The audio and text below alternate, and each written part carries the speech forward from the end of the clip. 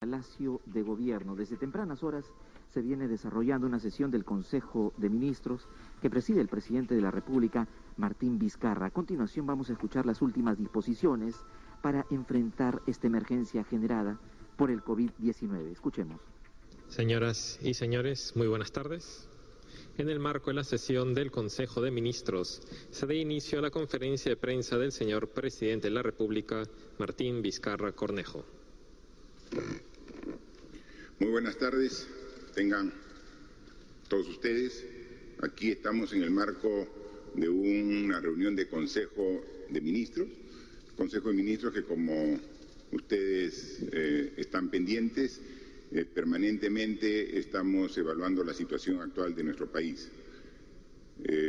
Y para tomar decisiones importantes tenemos que valorar una serie de aspectos, no solamente el análisis y la reflexión que hacemos aquí en el Consejo de Ministros con la apreciación de ministros y ministras que tienen una perspectiva propia de su sector.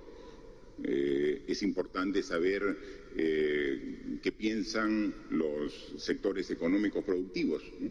O sea, cómo va la economía del país, cómo va el sector productivo del país, pero también los sectores sociales, ¿no? Qué piensa y que dice cómo va la educación, cómo va el Ministerio de Desarrollo e Inclusión Social, Ministerio de Cultura y Pueblos Originarios, Ministerio de Ambiente, ¿no? Un tema fundamental que hay que evaluarse en el contexto actual, el Ministerio de la Mujer y Poblaciones Vulnerables.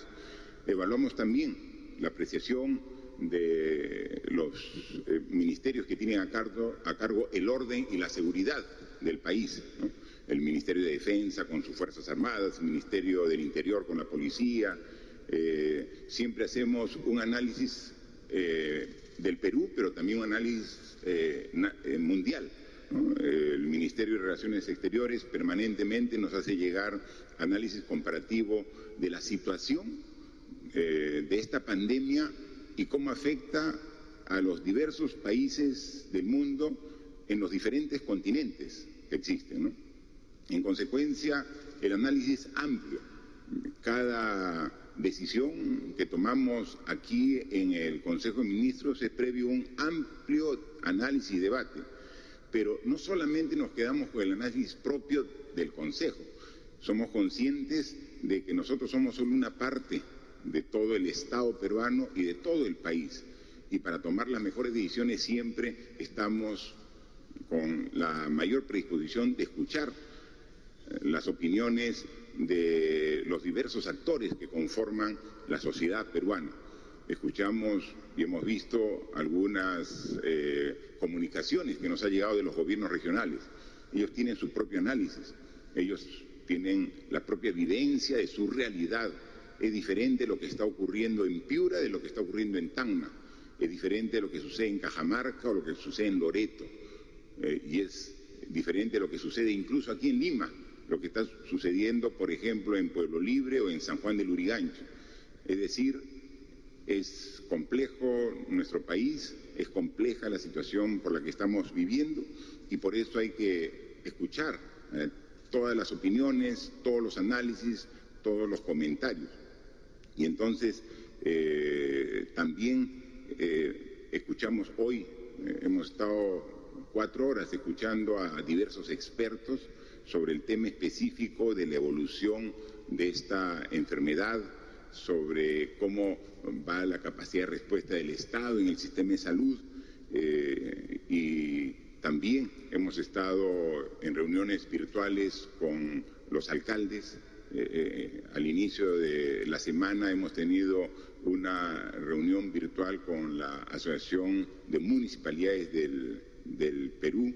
En consecuencia, para tomar las decisiones tenemos que analizar a profundidad cuál es la situación del país, la situación de la enfermedad, los niveles de contagio, cómo avanzan, los niveles de respuesta, pero también, y quizás la parte más importante de la toma de decisiones, es analizar el sentir ciudadano, escuchar, como se hace notar en su opinión, el ciudadano común, el ciudadano que desde su casa, que desde su centro de labor, los que están trabajando, los niños, jóvenes, adolescentes que están estudiando a distancia y que se toman también un tiempo para a través de los medios virtuales opinar sobre la situación. Su opinión es sumamente importante y todas las tomamos en cuenta. Y ahí vamos haciendo cuentas y llegando a la conclusión de que la evolución de esta enfermedad ha sido mucho más rápida de lo que pensábamos. No hace mucho estábamos dando la información casi un poco sorprendidos de que ya 1 millón de ciudadanos en el mundo tenían el contagio del virus COVID-19. No hace mucho, hace semanas hablamos de 1 millón de contagiados. Hoy ya estamos bordeando a los 4 millones a nivel mundial. O sea, 4 millones que ya tienen el virus. Así de rápido ha sido el contagio de este virus en todos los países del mundo. Y la letalidad también es alta. Más de 270.000 personas en el mundo han perdido la vida a consecuencia del contagio que sufrieron por el coronavirus, el COVID-19.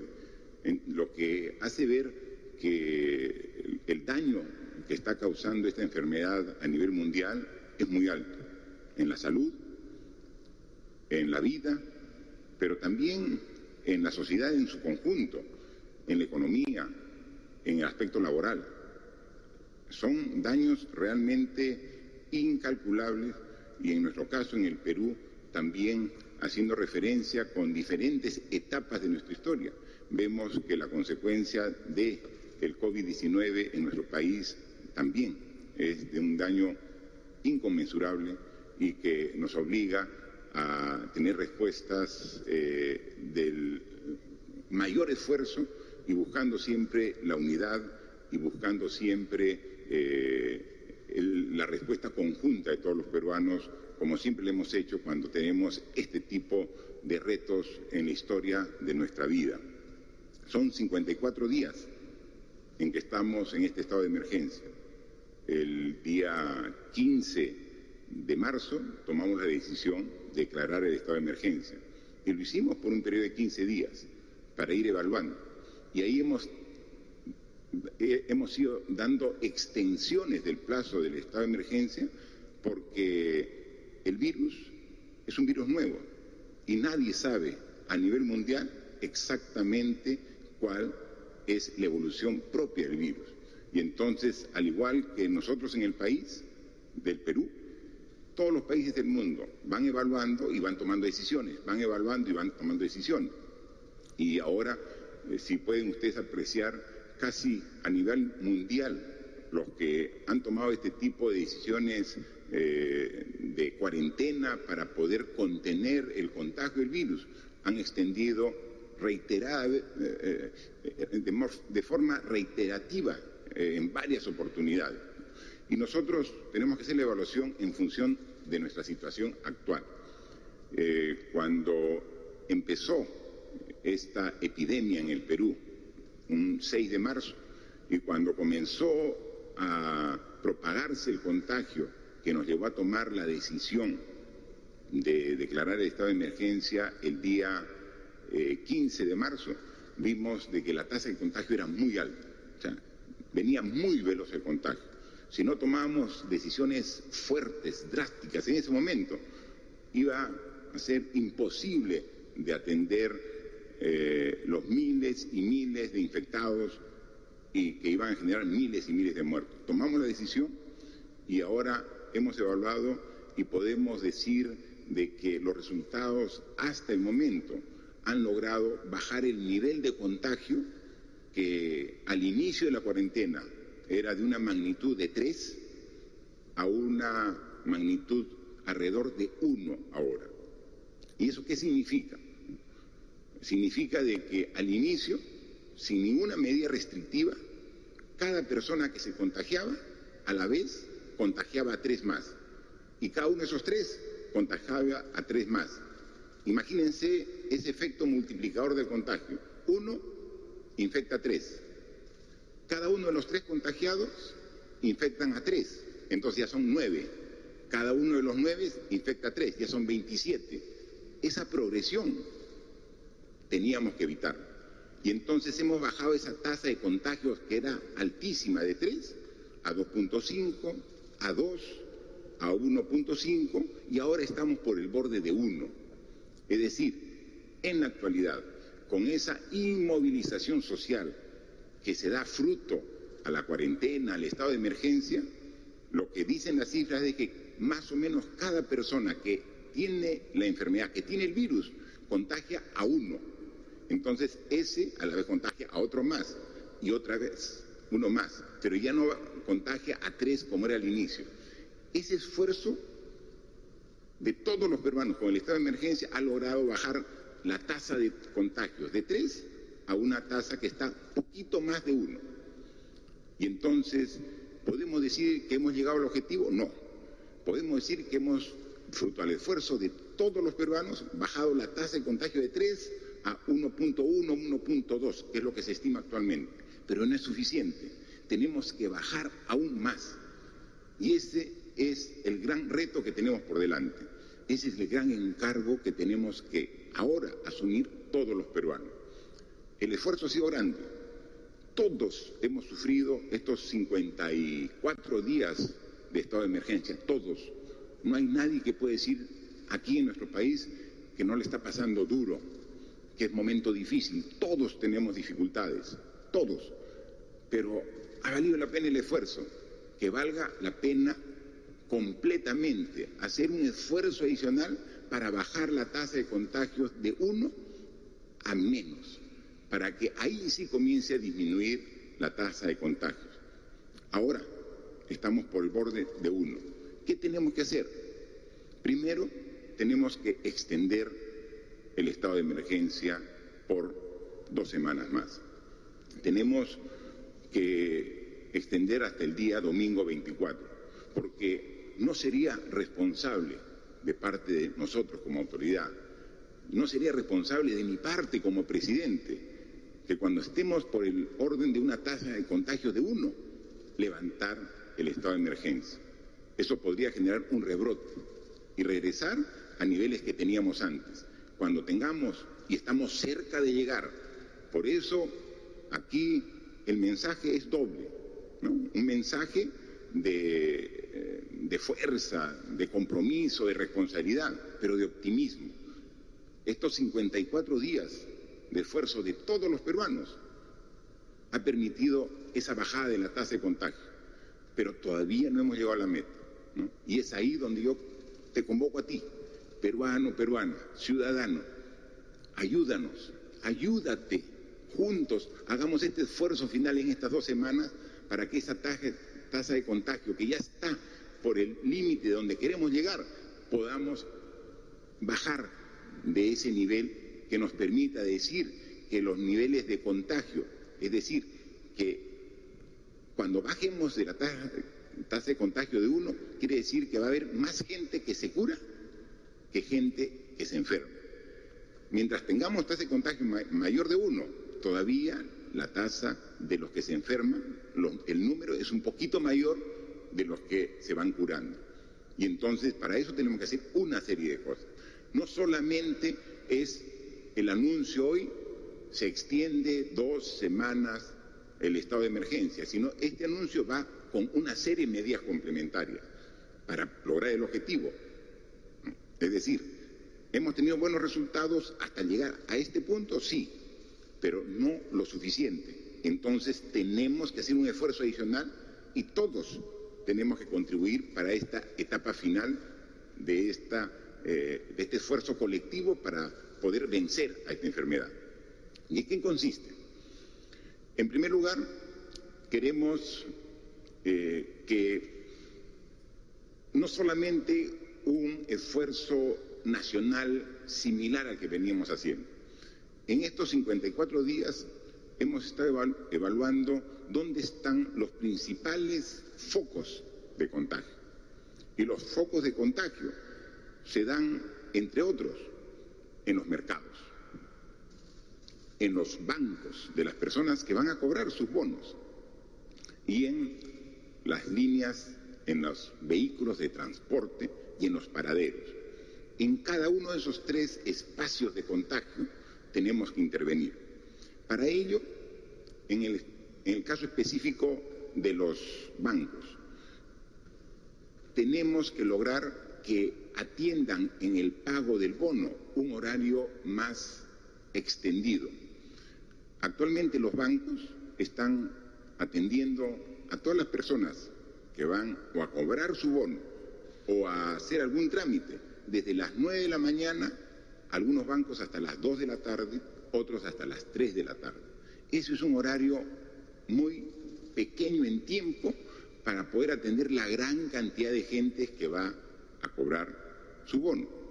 Porque, como hemos dicho, este mes de mayo es el mes clave para el pago del bono universal.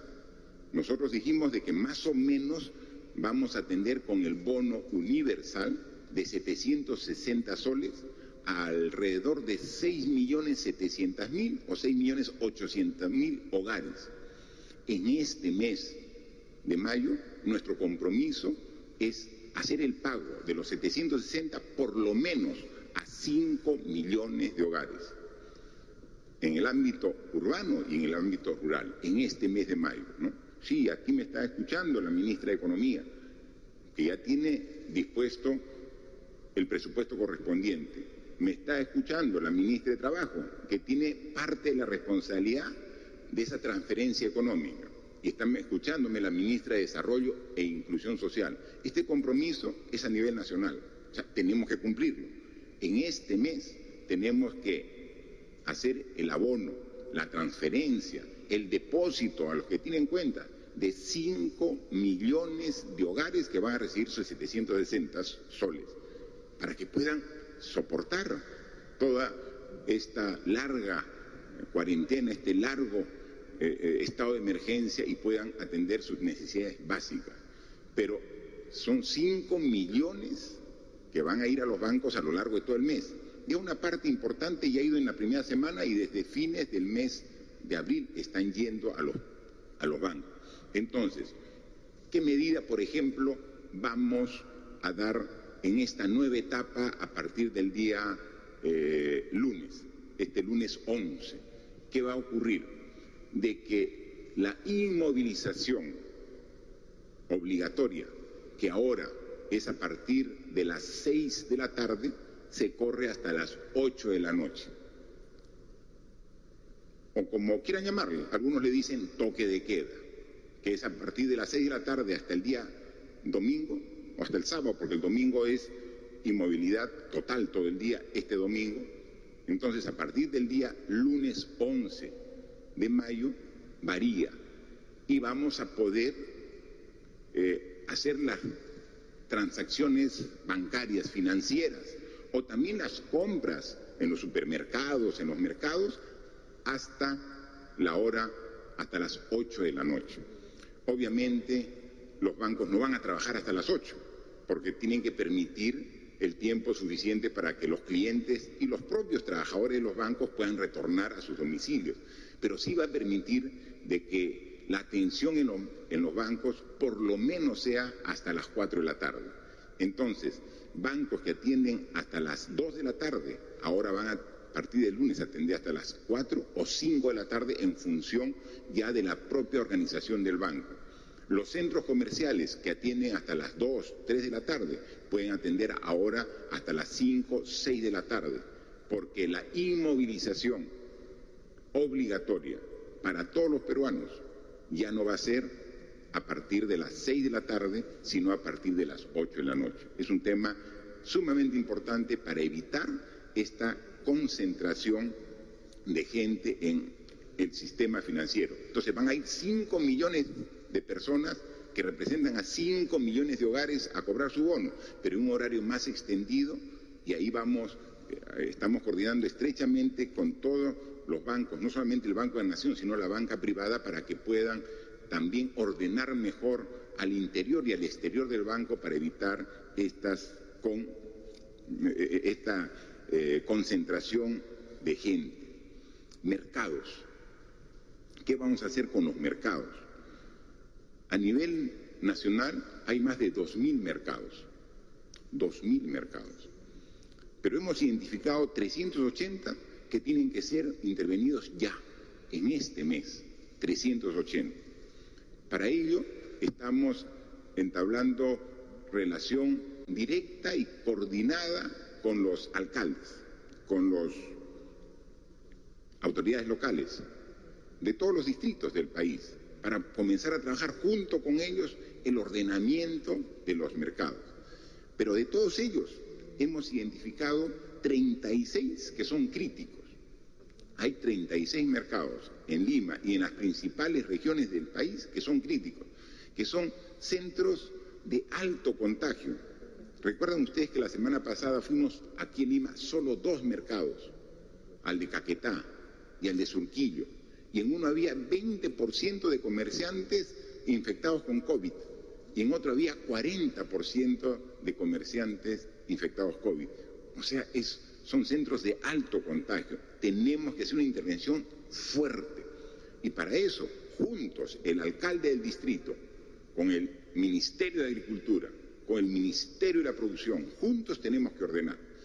Si disminuimos la afluencia de gente en determinadas horas en los bancos, porque vamos a hacer un horario extendido, si corregimos el caos y el desorden que existe en la mayoría de mercados del Perú, que son los principales focos de contagio, tengan la seguridad que vamos a disminuir la tasa de contagio, que es lo que estamos buscando.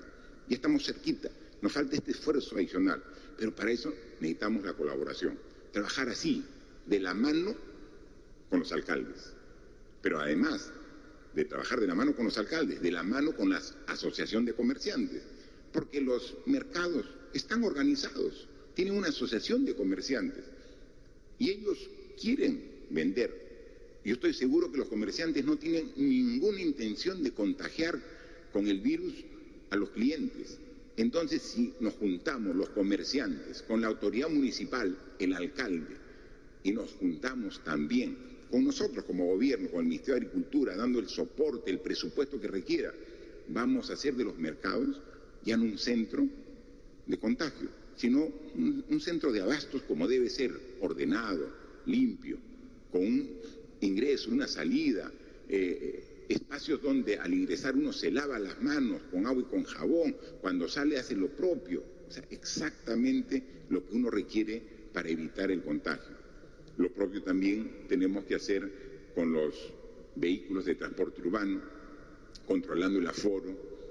Ya incluso hemos podido apreciar que algunos buses están yendo con mayor cantidad de gente en su interior de la que debe ser permitido. Estamos en una situación especial, extraordinaria. Estamos ahora en una situación crítica de emergencia. Todos debemos colaborar. En consecuencia, ya los buses ya no pueden ir repletos los asientos y con gente parada. Eso sería un tremendo lugar de foco de contagio. Entonces tenemos que controlar. Hay todo un programa que lo tenemos trabajando aquí con el Ministerio de Transporte y Comunicaciones, pero que tiene que ser implementado con las autoridades locales. Es decir, esta etapa es fundamental la interacción que hagamos gobierno nacional, gobierno regional, municipios, con este mismo objetivo. Al inicio, cuando se veía lejos el virus, no había realmente una toma de conciencia. Había unas ciudades que decían, el virus está en Lima. Como decíamos aquí, cuando decíamos, el virus está en China. Sí, pues en China, es un problema de China, el coronavirus de China. Después dijimos, el virus está en Europa. Y después llegó al Perú, y después se extendió por el Perú. Y ahora vemos que es un problema no ajeno, es un problema nuestro. Y siendo nuestro problema, en nosotros está la solución. ¿Y podemos dar la solución? Sí podemos dar. Así como hemos bajado la tasa de contagio hasta 1, ahora vamos a disminuir de 1, con medidas inteligentes y todos trabajando de manera unida en ese objetivo. Mercados, bancos, extensión del horario para evitar la concentración de la gente. Pero eso sí, tenemos que ser todavía bastante drásticos en las regiones que tienen mucho contagio actualmente. Iquitos, Tumbes, Piura, Lambayeque, La Libertad mantendrán su horario de restricción actual. Todo el resto del país estamos ampliando esta restricción de inmovilización obligatoria de 6 a 8. Evaluaremos en el transcurso de los próximos días la realidad específica de estas regiones para también hacer modificaciones, pero por el momento su restricción será como es hasta hoy, hasta las 4, a partir de las 4 de la tarde. Manifestarles que, como también anunciamos, hay algunas actividades que van a comenzar a iniciar de manera gradual. Hay algunas actividades económicas que van a generar trabajo que de manera gradual y progresiva vamos a iniciar en los próximos días y semanas. La única condición es que haya el control suficiente para que este inicio de actividades no genere tampoco rebrote del virus. Se están tomando todas las precauciones, estamos tomando todas las consideraciones y cuidados correspondientes para comenzar algunas actividades ya, empezar a partir de las próximas días. Manifestar también que hoy estuvo aquí presente el jefe de Salud Mental del Ministerio de Salud, el doctor Yuri Cutipé, ¿no? Un connotado especialista en salud mental, y precisamente me comentaba que dentro de su especialidad de salud mental, su subespecialidad es salud mental en niños, ¿no? Y a él le pedimos que nos haga una explicación sobre qué podemos hacer con los niños, ¿no? Para que puedan ellos también salir de la casa por lo menos algún tiempo. Y nos ha justificado con una exposición muy profesional y con mucho sustento de que deberíamos permitir que salgan los niños hasta los 11 años de edad o hasta los 14 años de edad. Había dos alternativas, de 11 y de 14. Finalmente, conversando con el ministro de Salud y el ministro de Educación, que son los directamente más involucrados en este tema, que podían salir hasta los 14 años de edad por media hora hasta 500 metros alejados de su domicilio. Pero sin embargo, también nos decía de los riesgos que podría tener en contagio de los niños y llevar el virus a la casa, que tiene que ser en compañía de un adulto. Entonces, dado que se tiene que hacer una difusión e información adecuada, hemos dicho que esta medida la vamos a implementar con una semana de desfase.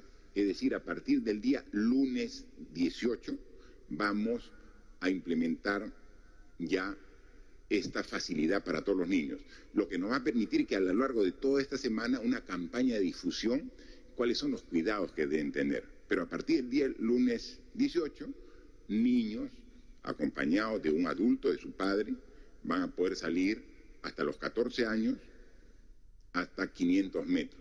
Hay una serie de cuidados que hay que tener, ¿no? Es decir, no pueden salir y usar en los parques existen columpios, existen juegos, entonces no pueden usar esos juegos, porque puede ser que ahí en las barras, en los pasamanos, en los asientos esté el virus, y ellos van inocentemente, después de 54 días de haberse cuidado en su casa, salen, cogen una superficie y luego regresan ya con el virus a su hogar. Entonces hay que dar una serie de difusión que nos ha recomendado y que queremos difundir a lo largo de esta semana para que a partir del día lunes 18 se permita la salida, y eso será también parte de la educación que vamos a dar en este proceso, ¿no? Manifestarle que también hemos, por ejemplo, aquí nos nos hizo llegar el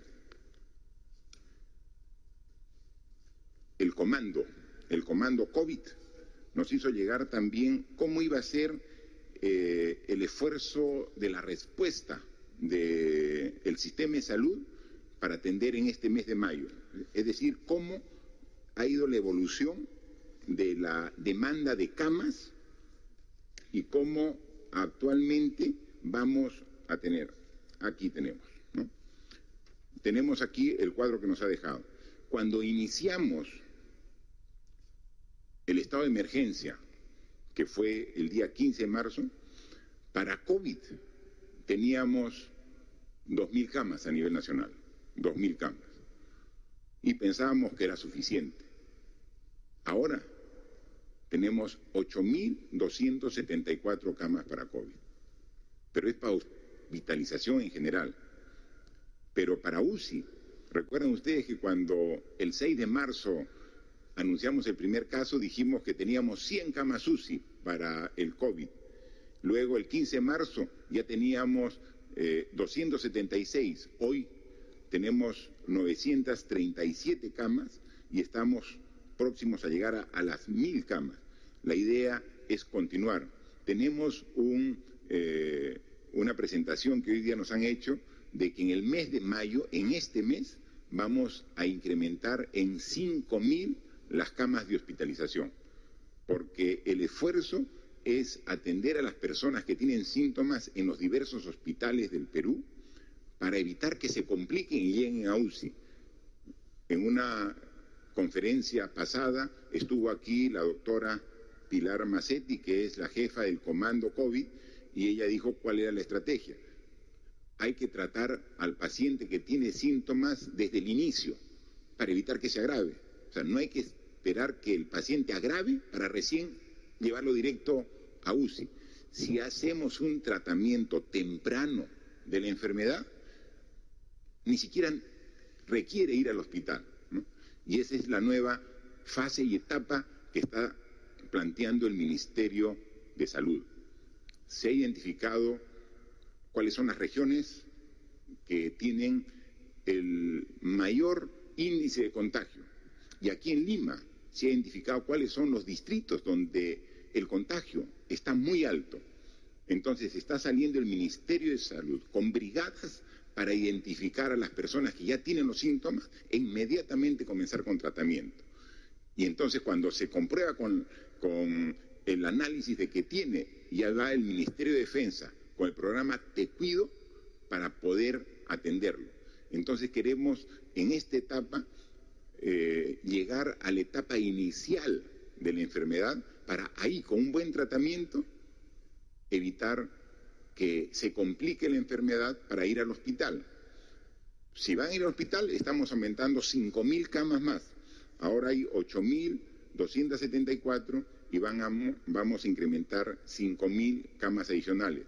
No solamente en Lima, estamos concentrando el incremento de camas en Iquitos, en Piura, en Lambayeque, en La Libertad, en Ancas, pero en Chimbote y en Huaraz, en Pucallpa, en Ucayali, en Arequipa y en Cusco. Los expertos, y en función de la proyección, han determinado que ahí tenemos que ampliar camas. Si más adelante se requieren para otras regiones, inmediatamente se harán las decisiones correspondientes. Pero para esas ciudades ya se va a incrementar, y obviamente para Lima, 5.000 camas adicionales. Obviamente no se va a construir un hospital, son hospitales de emergencia, son hospitales de campaña, pero debidamente equipados con el personal de salud correspondiente para que puedan atender a los pacientes de COVID. No queremos que la demanda supere a la capacidad de respuesta. Lo hemos visto que ha ocurrido en algunos sitios y eso queremos corregirlo, y entonces estamos haciendo un esfuerzo muy importante. Hemos tenido una amplia reunión, se ha visto el procedimiento y en este mes de mayo vamos a incrementar estas 5.000 camas con la inversión que corresponde, para lo cual se está sacando las normas correspondientes y el presupuesto será transferido por el Ministerio de Economía y Finanzas. Para todo ello tenemos que garantizar orden y seguridad. Un estado de emergencia se cumple eficientemente en base a dos requisitos, ¿no? Uno, el compromiso y responsabilidad de usted. O sea, si usted, ciudadano, cumple las indicaciones que hemos dado hace más de 50 días, vamos a continuar en el proceso hasta eliminar el contagio. Pero también requerimos de una policía y una fuerza armada comprometida con el estado de emergencia, con el respeto de todos a las normas que damos y a la autoridad. Y por eso es que hoy el ministro del Interior y el ministro de Defensa me están también retomando todo este esfuerzo con el nuevo horizonte que tenemos de estado de emergencia, ¿no? Y redoblando su compromiso, su esfuerzo y su entrega, no solamente ellos, sino de todos los efectivos, que son 150.000 efectivos de la policía y las Fuerzas Armadas, que en Lima y en todo el Perú van a estar en las calles haciendo cumplir estas indicaciones. Son 80.000 policías que van a estar en las calles y son 70.000 miembros de las Fuerzas Armadas que se suman a la policía, que apoyan, que respaldan a la policía en mantener el orden, mantener la seguridad y la disciplina que se requiere para este tipo de acciones. El Ejército ha dispuesto 50.000 efectivos entre oficiales, técnicos y tropa, la Marina 12.800 y la Fuerza Aérea 5.700, un total aproximado de 70.000 miembros de las Fuerzas Armadas, que con más 80.000 policías son 150.000 efectivos que van a estar en las calles haciendo cumplir estrictamente lo establecido por el bien de todos los peruanos.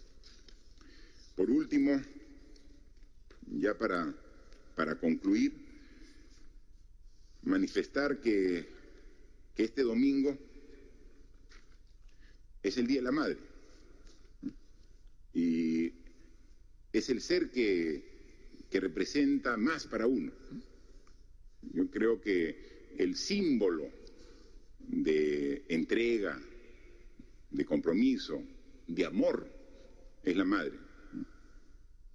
Y vamos a estar este domingo con inmovilización total. Los que tienen a su madre, si viven con ella, seguramente la saludarán, pero muchos no viven con ella. Ya han hecho su propio hogar y están alejados de su madre. Y claro, el mayor anhelo es ir y estrecharle entre tus brazos y darle un fuerte abrazo y un beso a tu madre, ¿no? Y no lo vamos a poder hacer porque somos responsables. Y creo que el mayor sacrificio que debemos hacer este domingo 10 de mayo, Día de la Madre, es protegerla, cuidarla. Y así como le hemos dado muchos besos y abrazos antes, esperar un tiempito más para nuevamente retomar con esas muestras de cariño. La mayor forma de demostración del amor a nuestras madres, a los que la tienen. Yo ya la perdí hace 6 años, pero a los que tienen su madre viva, presente, cuídenla, cuídenla, protéjanla. Y ahora la forma de proteger a la madre es mantenerla lejos hasta que pase esta enfermedad. Esto va a pasar. Vamos a dominar esta enfermedad, la vamos a vencer. Es duro, difícil, pero la vamos a vencer. Y ahí vamos a regresar nuevamente para abrazar, estrechar a todos nuestros seres queridos, empezando por las madres y por las personas que queremos y que lamentablemente ahora tenemos que mantenernos alejados de ellas. Así que un feliz Día de la Madre a la distancia, como corresponde en esta época tan difícil que estamos viviendo. A las madres de cada uno de ustedes, pero también a las madres que van a estar seguramente ese día trabajando. Hay madres que son médicos, que son enfermeras, que son policías, que son parte de las Fuerzas Armadas. Madres que están en condiciones muy difíciles, que trabajan en las municipalidades, en serenazgo, que también son parte de la primera línea, municipios, gobiernos regionales, madres que, a pesar del riesgo de contagio, siguen esforzándose por llevar el pan para su familia. A todas ellas, un abrazo a la distancia. Y por ellas y por todas las familias, hagamos este esfuerzo todos los peruanos de poner esta etapa adicional de compromiso para poder salir airosos. Estoy seguro que lo vamos a hacer, estoy convencido que lo vamos a hacer. Y cuando superemos esta etapa, todos vamos a decir que valió la pena el gran esfuerzo y vamos a salir fortalecidos y renovados para hacer de nuestra patria, el Perú, el país grande que todos queremos. Muchas gracias. Preguntas. Gracias, presidente, ministros. La primera pregunta es de Radio Impacto Chinchero de Apurímac. Sabiendo que ya ingresamos a una crisis en el sistema de salud en el Perú y no se cuenta con la implementación de hospitales, así como en provincias, caso Apurímac, a pesar de contar con la minera Las Bambas, considerada eje principal económico nacional, Apurímac carece de atención especial en los sectores salud y agricultura. Caso específico, la construcción de nuevas infraestructuras equipadas de hospitales en Andahuaylas y Abancay se encuentran inconclusas.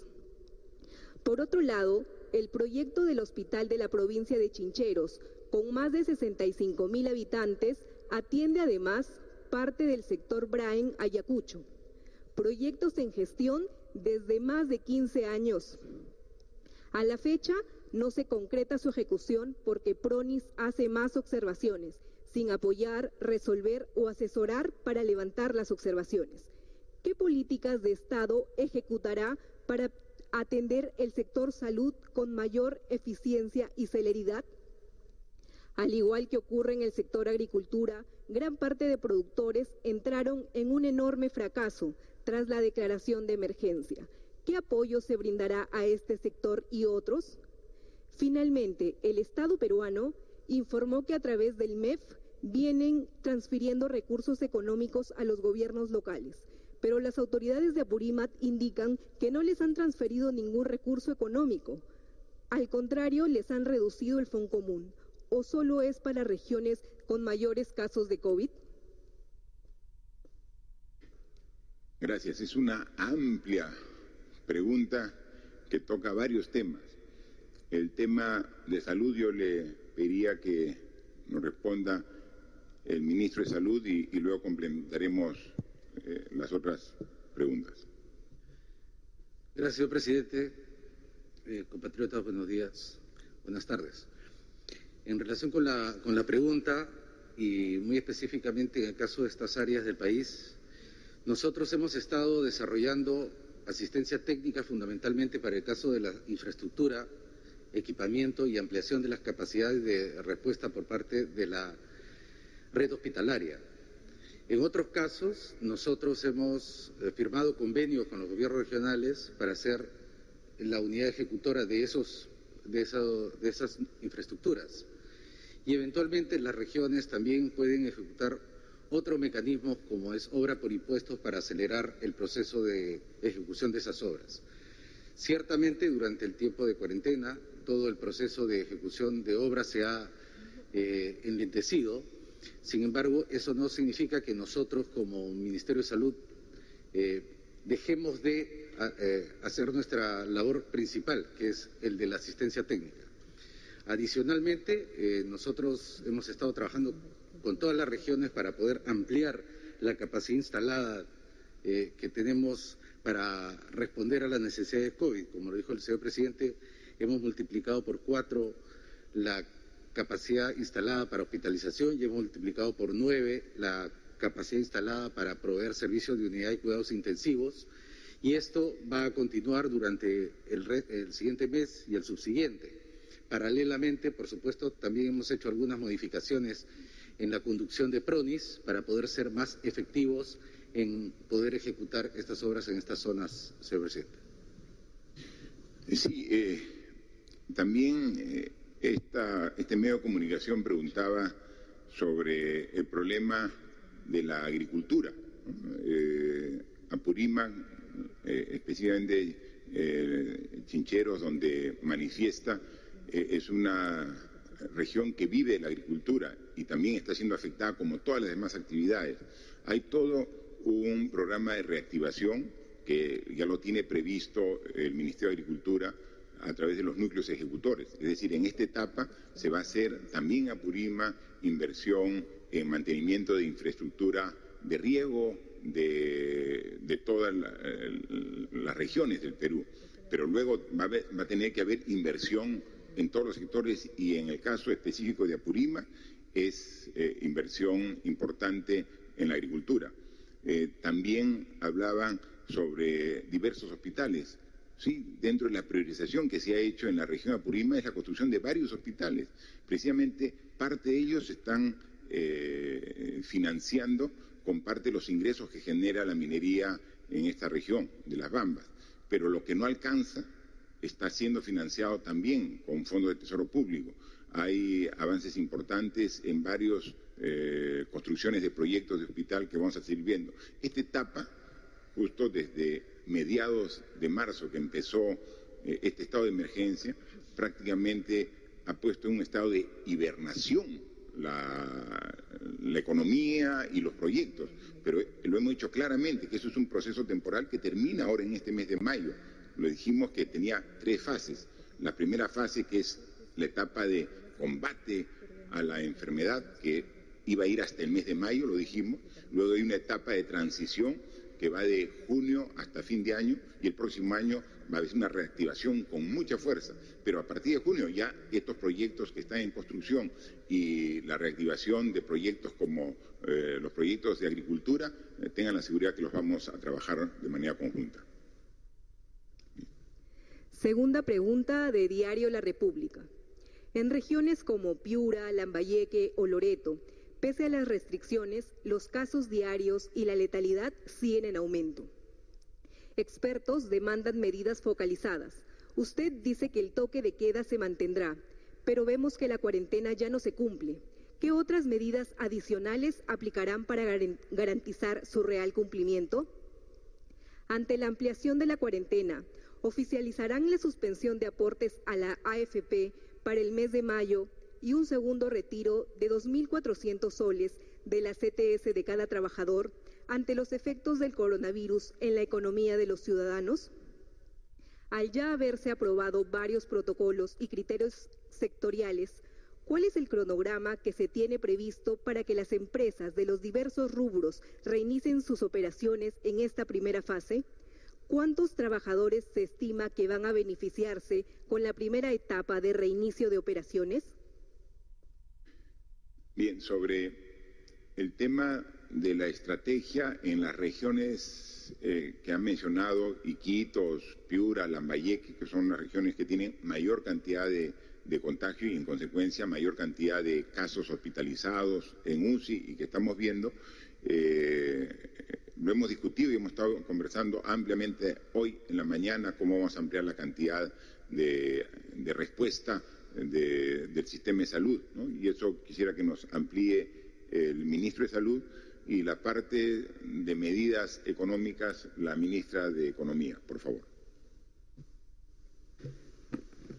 En el caso de las zonas más afectadas, nosotros estamos desplegando todo nuestro esfuerzo para continuar con el apoyo a las zonas. Hoy día, por ejemplo, la viceministra de Salud se encuentra en Ucayali, que es una zona también severamente afectada por la epidemia, se ha desplazado con un contingente de profesionales, equipos médicos, insumos, medicamentos. En el caso de Piura, Loreto y Tumbes, continuaremos con nuestro apoyo tratando de cubrir las necesidades. Yo estoy buscando acá el dato específico. En el caso de Loreto, además de lo que hemos expandido en el caso de camas que ha hecho Salud, que ha hecho el propio Ministerio de Salud, ampliado zonas de hospitalización, se ha establecido un puente aéreo donde estamos distribuyendo oxígeno medicinal. Hemos comprado 9.000 metros cúbicos de oxígeno que se está distribuyendo todos los días, y, además de los medicamentos. La propuesta para la expansión más específica dentro de estas 5.000 camas que usted, señor presidente, ha anunciado, se encuentra la expansión de camas de 500 camas en Piura, en Lambayeque de 344, en La Libertad de 100 camas, con sus respectivas UCIs, 45 y 56 y 25 respectivamente, y en el caso de Loreto y Ucayali, las camas de hospitalización van a llegar al número de 500, y en el caso de las UCIs vamos a implementar 35 UCIs en el más breve plazo para seguir apoyando estas zonas. Bueno, la lista continúa para el resto del país, seguramente lo vamos a publicar toda la lista completa, pero específicamente para estas zonas, esa es lo que vamos a expandir en el corto plazo. Bien, y adicionalmente de la atención hospitalaria que le estamos incrementando, o sea, hay una atención, hay 500 camas a las actuales que tiene Piura para atender los casos COVID. En este mes vamos a ampliar 500 camas en Piura, 300 camas en Iquitos, 300 camas en Lambayeque, por decir las 3 regiones, pero ese es para los que van a hospitalización. Pero también parte de la estrategia es atender a los que tienen el virus, pero que no necesitan hospitalización. Entonces hay una atención y hay todo un sistema que se está implementando ahora, que lo puede detallar el ministro de Defensa. Por favor, ministro. Gracias, señor presidente. Sí, hay muchas personas que tienen los síntomas o son detectados como positivos y son asintomáticos. A estas personas se les está aislando si tienen las condiciones en sus domicilios o se les está aislando en algún centro diferente a su domicilio, acá en Lima, por ejemplo, en las Torres Panamericanas. Además de aislarlo a la persona que está infectada, también se le aísla a toda la familia y contactos que ha tenido, porque probablemente ya están contagiados. Y si se le aísla en la casa, se le hace un seguimiento clínico, tanto médico como de apoyo psicológico. Además, si la familia lo requiere, hay un equipo que le lleve víveres, no solamente los víveres secos, sino también los víveres frescos, para que permanezcan en cuarentena durante 15 días. Todo este sistema se está complementando ahora en esta fase donde ciertas actividades económicas se van a activar. Se está complementando al equipo Te Cuido Perú con un equipo de detección y tratamiento temprano. ¿Qué significa esto? Que es muy importante la detección temprana de los infectados y iniciar inmediatamente el tratamiento. Esto evita bajar la carga viral y evita que estos pacientes, muchos de ellos lleguen a los hospitales, otros a UCES y desafortunadamente muchos de ellos fallezcan. Entonces, con la experiencia de otros países, con los estudios que está haciendo acá el Ministerio de Salud, se está complementando a este Te Cuido Perú la detección y el tratamiento temprano de los pacientes. Eso es lo que se va a intensificar en lugares donde hay mayor contagio, como son Lambayeque, Loreto o las regiones del norte. Para ello se va a implementar una mayor cantidad de equipos rápidos de respuesta, que son los que detectan en los domicilios, en los mercados durante los operativos, en los paraderos donde hay mayor concentración de gente, y esto nos va a permitir no solamente aislar a la persona, sino darle un tratamiento temprano. Esto es una estrategia global que va a ser muy eficiente, que va a permitir que mucha gente ya no llegue a los hospitales y tampoco llegue a estados de situación crítica o grave. Por favor, ministra de Economía, para completar la respuesta. Gracias, presidente. Quisiera también aprovechar para complementar la respuesta a la primera pregunta, que entiendo que es una preocupación de varios municipios y gobiernos regionales. Primero quiero referirme al financiamiento a los gobiernos locales. Somos totalmente conscientes de la caída en la recaudación que han experimentado, no solamente a través de sus impuestos predial, sino también el Foncomún, que está directamente relacionado con el IGB. Para ese caso estamos implementando una estrategia para poder darles el financiamiento desde el gobierno nacional, porque lo que nos importa es que no se paralicen los servicios que brindan a los ciudadanos. Los gobiernos locales tienen importantes servicios como la seguridad ciudadana, el recojo de la basura.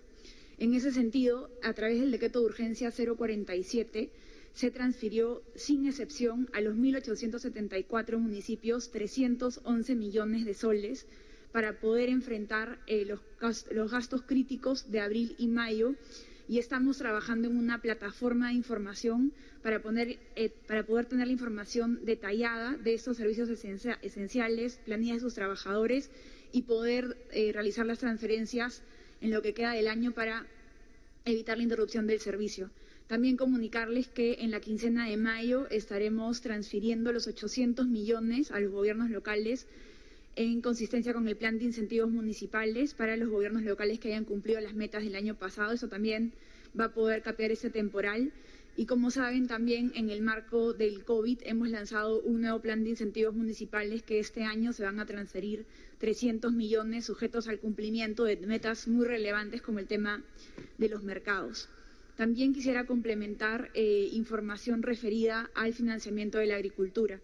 Como Ejecutivo también hemos hecho un primer esfuerzo. Tenemos el bono rural, que está fuertemente focalizado en agricultores. Además, como lo ha hecho el presidente, mediante el decreto de urgencia 041 se ha transferido unos primeros 150 millones para generación de empleo temporal a través de núcleos ejecutores. Además, el Fondo Agroperú cuenta este año con 440 millones para financiamiento directo y garantía para pequeños productores agrarios. Este fondo ya está en implementación, y además Agrobanco a través del FIPA tiene 100 millones para también financiamiento a bajas tasas de interés. Esto es parte de un apoyo inicial al sector agricultura, que somos absolutamente conscientes de la situación por la que están pasando y estamos en continua evaluación de estas medidas. Respecto a las preguntas específicas sobre el tema de AFPs y CTS, nosotros no vamos a ampliar estas medidas en la medida que el proyecto de ley aprobado del Congreso permite acceder a los ahorros privados, y sabemos que las personas que realmente lo necesitan van a ser muy responsables respecto al acceso a estos fondos. Sobre la reanudación económica, como saben, nos hemos planteado una estrategia bastante prudente que toma en consideración las recomendaciones sanitarias. En la primera fase esperamos que la economía pase de un 44% de operación a un 70%. Esperamos que aproximadamente 1.4 millones de trabajadores vuelvan a sus actividades, pero estamos absolutamente conscientes que es importante, y como lo ha anunciado también el presidente, implementar algunos mecanismos, sobre todo en el transporte público, para poder evitar los contagios. Muchas gracias, presidente. Gracias, por favor. La tercera pregunta es de Radio Pachamama, de la región Puno. En la región de Puno, de 162 casos confirmados de coronavirus, el 98% no presenta sintomatología. El CENAMI ya informó del inicio de las temporadas de heladas y descenso de las temperaturas, que se extenderá hasta agosto. Señor presidente, ¿por qué no se garantiza la atención de recién nacidos, niños menores de 5 años y adultos mayores en hospitales de Minsa y Esalud para que reciban sus vacunas contra la influenza y neumonía? Los principales hospitales de la región han restringido la atención de pacientes, niños con enfermedades broncopulmonares y madres gestantes. ¿A qué se debe ese trato? ¿Cómo se hará para distinguir pacientes con coronavirus y pacientes con neumonía o gripe estacional? ¿El MINSA tiene algún protocolo? Ayer, el Ministerio de Vivienda informó que el MINSA no pudo importar más pruebas de diagnóstico de COVID-19. En Puno, las autoridades indican que el desabastecimiento será hasta por 3 semanas en medio de la fase inicial de la infección comunitaria. ¿Cómo se hará para controlar la propagación de la enfermedad? ¿Por qué aún no se implementa el laboratorio biomolecular en Puno? El stock de enoxaparina es ínfimo en los hospitales de Puno. ¿Hay la decisión del gobierno de comprar este medicamento? ¿Por qué no se declara la inmovilidad laboral de personas de salud y efectivos de la policía, considerando que ellos aprovechan sus pases laborales para viajar y llevar el virus a nuestros distritos? Gracias. Casi todo se refiere a preguntas del sector salud. Por favor, ministro. Muchas gracias. Bueno, el sector salud se enfrenta, como todos ustedes saben, no solamente a responder a la extremada violencia de esta epidemia, que ha incrementado el número de casos a más de 50.000 en un poco más de un mes y que ha puesto en tensión todos los servicios, sino que además de ello tiene que continuar en la medida de sus posibilidades brindando servicios regulares. En ambos casos nosotros, bueno, ya para enfrentar la epidemia he manifestado en varias oportunidades los enormes esfuerzos que como gobierno hemos hecho, no solamente para ampliar las camas de hospitalización, unidad de cuidados intensivos, personal, equipo de protección personal, sino también los insumos y los medicamentos que así lo requieran. Nosotros ya estamos en la 6ª versión de nuestro protocolo de atención que va incorporando progresivamente nuevos medicamentos. Esos medicamentos se incorporan sobre la base de que los tengamos en nuestros almacenes y distribuidos en nuestros servicios de salud. Ciertamente, la rapidez con la que se mueven los casos hace que en algunos lugares tengamos que movilizar casi todos los recursos de un lugar del país hacia otros donde la velocidad de contagio y expansión de la epidemia es mayor.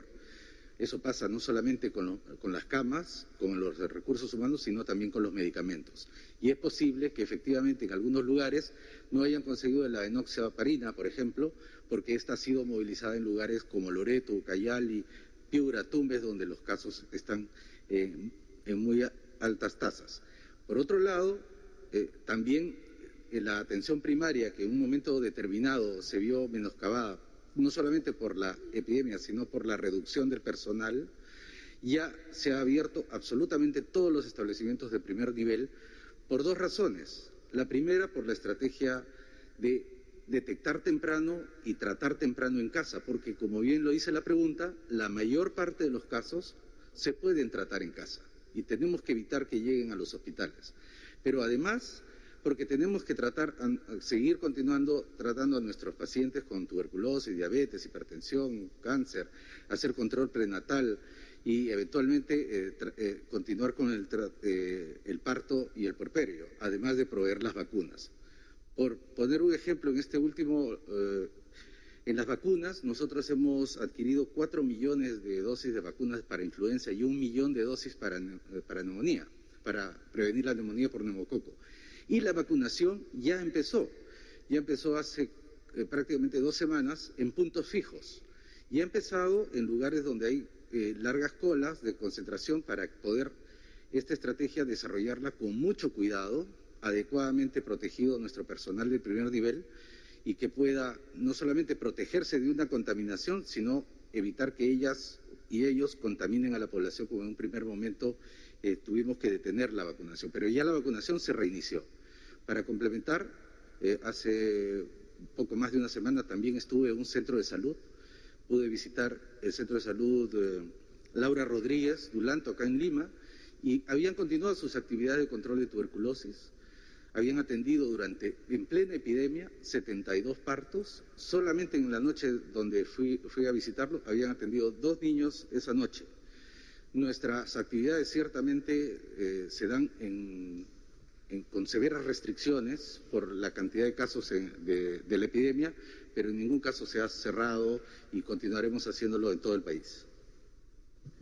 Sobre la parte final de la pregunta, el periodista de Radio Pachamama de Puno manifestaba sobre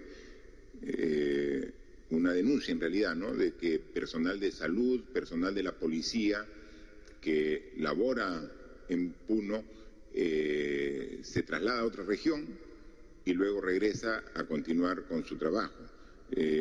Todos tenemos que cumplir estas restricciones, así que vamos a verificar ello, y si es una práctica que está prohibida y le están haciendo, se tendrán que tomar las correcciones del caso, porque claro, puede haber en una región como Puno que tiene una baja incidencia de afectaciones con el virus, pero se traslada a una región vecina el fin de semana a una región que tiene más alta incidencia del virus y después regresa con el virus a seguir laborando durante la semana, ¿no? Entonces eso tiene que evitarse, y entonces los servidores también tienen que sacrificarse en esta etapa. O sea, hasta que el tema esté superado, tienen que, incluso durante su descanso, permanecer en el ámbito donde desempeñan su trabajo, sea personal de la policía, del sector salud, de las Fuerzas Armadas. Es muy importante, con mayor razón, si son trabajadores del sector público, funcionarios públicos que se deben al público, deben definitivamente cumplir las especificaciones y restricciones que estamos cumpliendo todos los peruanos. La siguiente pregunta, por favor. Cuarta pregunta de Portal Huayca.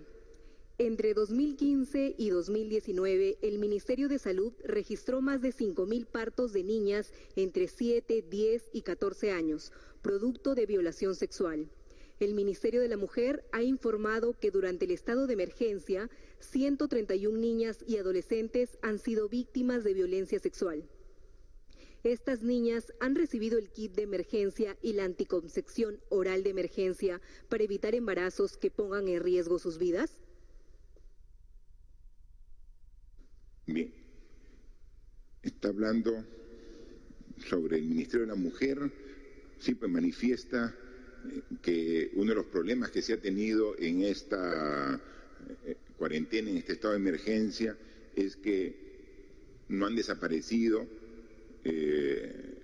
los ataques, las agresiones, la violencia contra la mujer, y lamentablemente tampoco ha desaparecido las violaciones sexuales, como dice aquí esta pregunta de Huayca, referido al tema de violaciones en niñas, ¿no? Y pregunta si estas niñas han recibido el kit de emergencia y la anticoncepción oral de emergencia para evitar embarazos que pongan en riesgo sus vidas.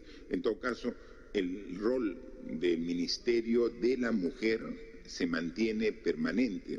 No es que estamos en estado de emergencia, al contrario, está mucho más alerta el Ministerio de la Mujer para evitar que se den este tipo de agresiones y violencia contra la mujer, violencia sexual en esta etapa de confinamiento en los hogares de las familias que viven en él, ¿no? Actualmente la ministra de la Mujer, Gloria Montenegro, ha viajado porque ella, como saben ustedes, cada ministro tiene una región bajo su responsabilidad. La ministra de la Mujer tiene bajo su responsabilidad el sector, la región de Ucayali. Hoy ha viajado con la viceministra de Salud hacia Pucallpa, precisamente para evaluar cuál es la situación de Pucallpa en cuanto a la preparación y cómo está afrontando la evolución de esta enfermedad en toda la región de Ucayali, y ella seguramente vendrá con las recomendaciones correspondientes. Pero si pudiera hacer algún comentario la viceministra que reemplaza a la ministra aquí respecto al accionar del ministerio en esta época de estado de emergencia para cumplir el rol que tiene, por favor. Gracias, presidente. El Ministerio de la Mujer también tiene servicios de primera línea. Tenemos la Unidad de Protección Especial y los Centros de Emergencia Mujer que no están funcionando. El Centro de Emergencia Mujer ha constituido equipos de atención urgente para abordar estos casos. En total son 226 casos de violencia sexual contra niños, niñas y adolescentes que se ha producido en esta etapa. Y estos servicios han activado todos los mecanismos de protección judicial, pero también de acogimiento a ellos. La Unidad de Protección Especial ha dictado medidas de protección hacia estas niñas y están a buen recaudo. Se hacen las coordinaciones con el Ministerio de Salud en general para que la atención en salud también sea de acuerdo a lo que es la normatividad y se les pueda emitir el kit de protección que ellas requieren. Muchas gracias, por favor. Última pregunta de Semana Económica.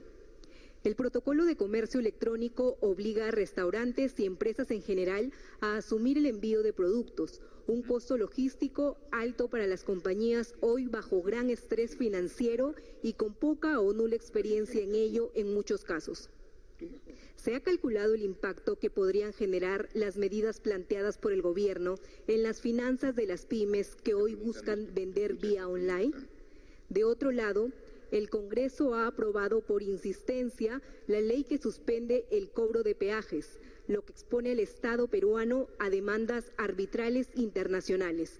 Comprometería la realización de obras en las vías concesionadas a los privados y el mantenimiento de las mismas. La ley estaría modificando las reglas de los contratos de concesión, lo que sería institucional. ¿Qué medidas evalúa el Ejecutivo para enfrentar esta situación? ¿Presentarían una demanda de inconstitucionalidad ante el TC? Ministra de Economía, por favor, sobre esta parte de la pregunta. Sí, como lo advertimos en su momento, esta ley es indirectamente un subsidio a un grupo muy reducido de empresas que le va a costar a todos los peruanos. Esa ha sido las advertencias que hemos hecho y nosotros con mucha responsabilidad, con la responsabilidad de salvaguardar el interés de todos los peruanos y del Perú, vamos a iniciar la demanda de inconstitucionalidad en los próximos días. Sobre el tema del comercio electrónico, ¿no? Por favor, la ministra de la Producción, la primera parte de la pregunta. Gracias, presidente. Buenas tardes con todos. Respecto al tema del delivery o tanto del e-commerce como del restaurante, se debe mencionar lo siguiente. Las empresas de e-commerce se caracterizan por tener un esquema integral de ventas que tiene que ver con marketing, con plataformas de negocio, con pago en línea. De este tipo de empresas, actualmente, de acuerdo a la plataforma SUNAT, se tienen 400 empresas. En esta etapa se han autorizado 248 empresas, donde hay pequeñas, medianas y grandes. A su vez, estas se caracterizan por tener canales de distribución. Respecto a la pregunta puntual, ¿cómo hacen las microempresas o las pequeñas empresas para poder vender online? Debemos tener en cuenta que esta es una primera etapa, que esta focalización que se ha realizado es para operar durante las primeras semanas. ¿Qué quiere decir esto? Que en las subsiguientes semanas, luego de la evaluación de cómo va aplicándose los protocolos en este segmento, se van a ir ampliando nuevos actores también para poder ingresar a operar en el mercado. Y es ahí donde tendrían que entrar las microempresas que estén haciendo venta online.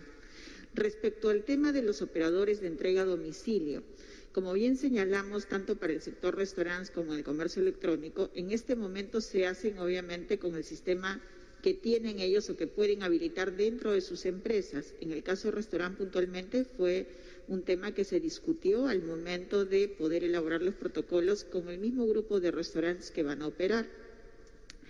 Se tiene pensado para finales de mes aproximadamente poder incluir también otros actores para el servicio de reparto a domicilio, pero previo al cumplimiento de protocolos. Tenemos que entender que en la primera etapa no quiere señalar que todas las empresas van a empezar a operar el 11 de mayo. Hay una progresividad semana tras semana que van a ir sumándose actores en la medida en que los resultados de salud nos den el soporte para eso. Muchas gracias, ministra. También complementa el Premier la respuesta. Sí, presidente, gracias. Sí, hay dos medidas que han sido aprobadas en estas últimas horas por el Congreso de la República y tenemos que tener una posición como Gobierno. En principio, relacionado a la autógrafa que suspende el cobro de peajes, inicialmente había sido observada como corresponde constitucionalmente por el Poder Ejecutivo. Antes de acudir al proceso de deliberación en la fase de la insistencia, fueron invitados tanto el ministro de Transportes como la ministra de Economía, donde dieron con claridad y contundencia la argumentación.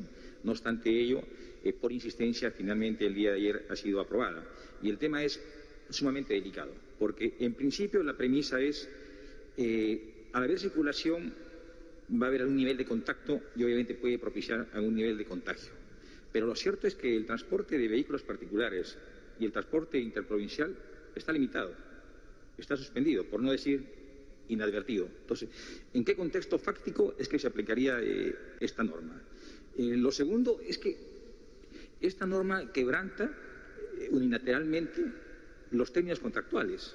O sea, querramos o no, esta es una concesión sujeta a un contrato de dos partes. Y lo otro más delicado es que contraviene abiertamente el artículo 62 de la Constitución.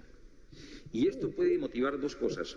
Una, que como gobierno podamos ser denunciados a un tribunal arbitral, en este caso el SIADI, y obviamente seguramente con una fuerte reparación. Y por otro lado también que de aplicarse esta norma prácticamente estaríamos renunciando a lo que es el mantenimiento de las vías y tendría que ser asumido bajo costo del Gobierno nacional. O sea, no se están midiendo las consecuencias con la mayor consideración al Congreso, se está actuando con suma ligereza y aquí tenemos que tener una respuesta como Estado. Lo segundo, nosotros como Gobierno, presidente, apenas usted asumió el cargo, aprobamos 5 lineamientos de gobierno y uno de ellos es el referido a la lucha contra la corrupción y la integridad.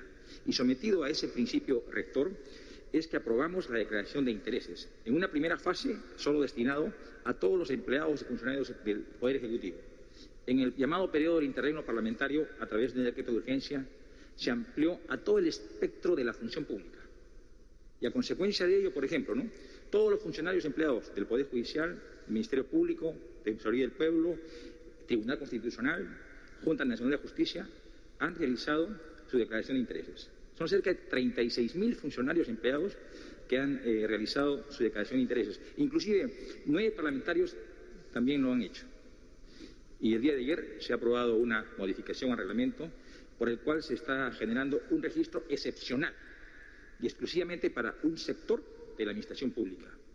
Lo que contraviene un principio rector de la administración pública, que las normas son para todos y no puede generarse ningún tipo de privilegios. Y lo último, presidente, a una pregunta formulada anteriormente, ¿qué otras medidas como gobierno tomarán respecto al toque de queda o la inmovilización? Estas provienen del estado de emergencia y el estado de emergencia restringe o limita ciertos derechos. La libertad de circulación o de tránsito, la libertad individual. Hacemos denodados esfuerzos como gobierno, particularmente las fuerzas públicas, tanto el Ministerio de Defensa como el Ministerio del Interior. Y aún así resultan insuficientes. Pero está quedando, como si fuera una cuestión de segundo orden, lo que es la labor del propio ciudadano. O sea, los ciudadanos tienen que hacer también un auténtico ejercicio de lo que es ciudadanía. Acudir a un ejercicio de control, de seguimiento. No estamos auspiciando alguna movilización, sino que existen metodologías. Vía teléfono, celular, estar en contacto, ayudarse. O sea, los ciudadanos también tenemos que involucrarnos. Cuando se discute el presupuesto en las municipalidades, tienen las juntas vecinales. En los barrios existen las juntas vecinales de seguridad ciudadana. Existen los comedores de clubes de madres. Es decir, tenemos una estructura social a nivel de todo el país. Y hacemos una invocación a los ciudadanos para que podamos dinamizar estas estructuras que ya preexisten. Sí, es cierto que las circunstancias actuales demandan en la emergencia un rol protagónico del Poder Ejecutivo. Pero los ciudadanos no pueden estar al margen. Reclamamos un mayor nivel de participación, de involucramiento. Esta emergencia tan crítica demanda un compromiso de todos los peruanos. Muchas gracias, Premier. Hemos contestado las preguntas de 5 medios de comunicación. Algunos medios son nacionales, algunos son de provincias, de regiones, y cada quien desde su óptica hace preguntas sumamente importantes que nosotros con gusto y con la transparencia que tenemos como gobierno tenemos que contestar. Transparencia que hay que mostrar en todos los actos y transparencia que también mostramos para ver si es que hay hechos de corrupción, sean investigados, sean denunciados y sean castigados en cada uno de los actos que hacemos nosotros. Y tenemos que continuar con este esfuerzo, porque la atención puesta de toda la ciudadanía en el COVID, en la pandemia, no puede generar de ninguna manera el aprovechamiento de otros intereses. O sea, no porque estemos concentrados en el combate de esta pandemia, vamos a ser laxos con la corrupción, de ninguna manera. Si hay alguna denuncia de corrupción, seremos los primeros en ir hasta las últimas consecuencias, sea en nuestras instituciones, en un ministerio, sea gobierno regional, sea municipio. Tenemos que luchar contra la corrupción. O sea, no puede haber motivo de que, escudados en la pandemia, escondidos detrás del coronavirus, alguien esté haciendo actos ilícitos. No lo vamos a permitir, porque eso debe tener doble castigo: el aprovechamiento para usos y fines personales de recursos del Estado, cuando todos los peruanos estamos sufriendo. Y por eso también me sumo a la indignación del Premier al haber sido testigos el día de ayer, donde el Congreso de la República ha eliminado para ellos la declaración de intereses. O sea, de ninguna manera. O sea, si estamos todos luchando para hacer más transparente la gestión pública, si quizás llegamos a esta situación de los problemas que tenemos por esta enfermedad, porque hemos tenido un Estado que no ha estado a la altura de lo que requiere la ciudadanía de él, porque ha sido un Estado que ha trabajado su función, su rol a medias, con corrupción, con una serie de vicios que como instituciones públicas se tiene. Y lo que más daño hace a un correcto desempeño es la falta de transparencia. Es lo que más daño hace. O sea, cuando hay cosas escondidas, cualquier cosa puede ocurrir. Todo tiene que estar sobre la mesa. Todo. Por eso es que damos este tipo de conferencias muy frecuentes. O sea, diciendo, cuando hay cosas buenas que decir, las anunciamos. Y cuando las cosas no están saliendo como quisiéramos, también tenemos que decir, porque somos transparentes. Tenemos que aquí estar frente al pueblo diciendo cómo va la evolución. Cómo no hubiéramos querido decir, miren, ya está controlada la epidemia y todo regresa a una relativa normalidad. No, tenemos que seguir esforzando y lo decimos, a pesar que esta decisión genere en muchos malestar, angustia, rechazo incluso, pero somos pues responsables y somos transparentes. Y la transparencia significa que cada una de tus decisiones tiene que ser auditada por el pueblo, más que por la Contraloría, más por el Ministerio Público, que ese es su rol hacer. Quien tiene que velar es la población, si somos funcionarios públicos. Y entonces por eso existe la declaración de intereses. Y declaración de intereses que todos debemos públicamente mostrar para que el pueblo la vea. Yo espero que recapacite el Congreso de la República y corrija la decisión que ha tomado el día de ayer, que han decidido ellos por sí solos de que la declaración de intereses de los congresistas queda solamente para el Congreso, cuando el presidente, los ministros, los funcionarios les ponen en un portal, vean si es que cualquiera de nuestras decisiones compromete algún interés particular. Eso es lo que tiene que ser, transparencia es lo que necesitamos. O sea, no aprovechemos esta tensión mayoritaria de la población en esta pandemia que nos afecta para tomar este tipo de decisiones que van en contra de lo que hemos estado trabajando y esforzándonos tanto tiempo. Por lo demás, decirle que siempre pueden haber algunas dudas. Yo he visto algunos comentarios sobre gente que está de acuerdo en que puedan salir los niños y gente que no está de acuerdo y se enferman y si se contagian. Esto es una posibilidad. Finalmente quien decide es el padre. O sea, lo que estamos dando es una posibilidad. Y no lo estamos diciendo mañana o pasado mañana, es todavía de acá a 9 días, porque va a haber un protocolo bien clarito, bien explicado para que pueda cumplirse. Entonces, si viendo el protocolo el padre está de acuerdo en salir con su niño, con todo el cuidado que esto representa, lo hace. Si no lo cree conveniente, no. Es máximo media hora a dar una vuelta alrededor de su casa, en las proximidades. Y si hay un mercado cerca, no se va a ir al mercado, hemos visto que son los focos de contagio. Es el criterio, ¿no? Entonces, todo eso va a estar establecido en un protocolo que se va a difundir a lo largo. Es decir, le damos una facilidad para el padre de familia que quiera salir con sus hijos. El que dice, no, mejor, algunos dirán, si hemos esperado 60 días, esperemos 2 semanitas más.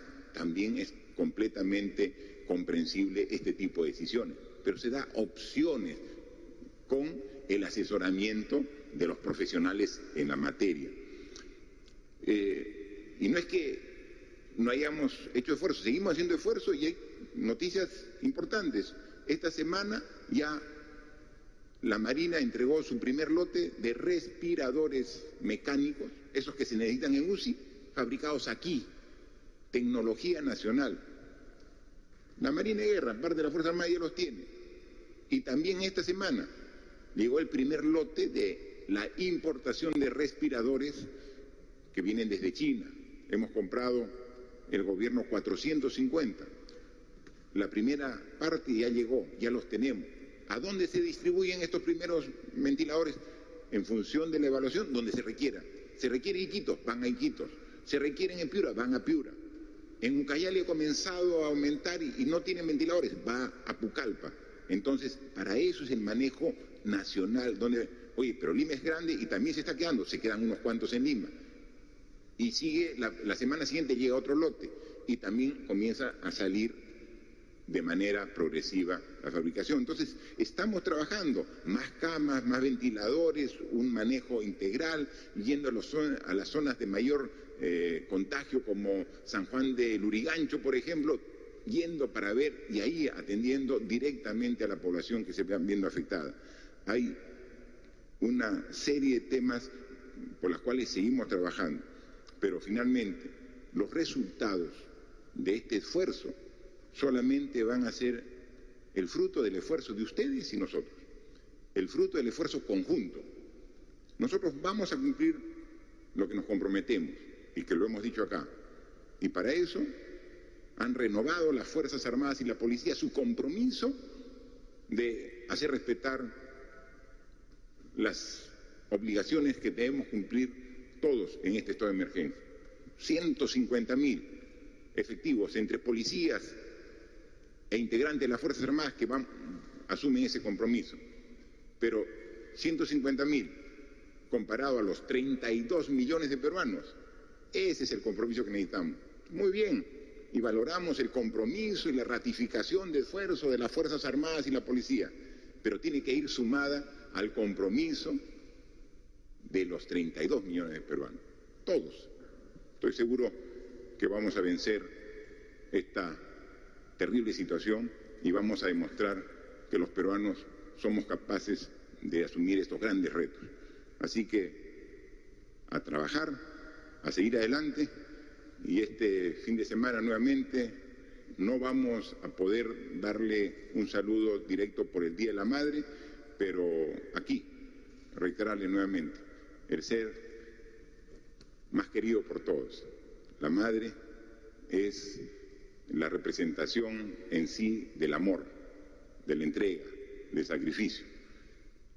Amor, entrega y sacrificio que requerimos ahora todos los peruanos para poder librarnos de este terrible mal. Yo estoy seguro que las madrecitas de todos los que están aquí, y también las madres que son parte de este gabinete, como las madres que están en todo el país, van a ser el aliciente, van a ser nuestro estímulo para sacar fuerzas de donde a veces ya no hay, para seguir trabajando. Por las madres y por todos los peruanos, esforcémonos en este trabajo de unidad para vencer esta terrible enfermedad. Muchas gracias. El mensaje adelantado entonces del presidente de la República.